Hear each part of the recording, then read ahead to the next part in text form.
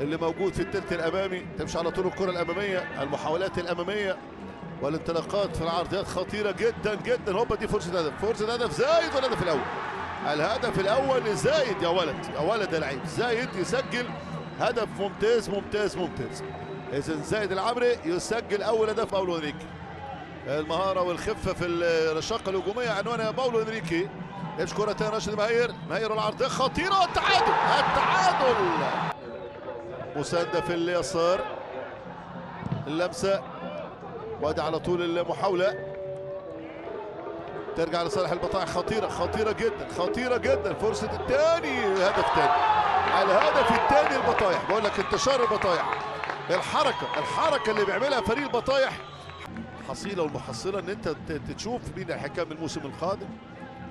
جزيره قال بيحاول دلوقتي انه بيحضر لتسديده حلوه. التعادل ياتي سريعا. حلوه الكره. الهدف الثاني وادي زايد الزعابي. تعامل مع اللقاء ازاي فريق البطايح. كره اماميه طويله عاليه، راسيه ثاني خطيره خطيره جدا. فرصه والتصويب والهدف الثالث. الهدف الثالث خطيره جدا، هدف ممتاز جدا. الفارو دي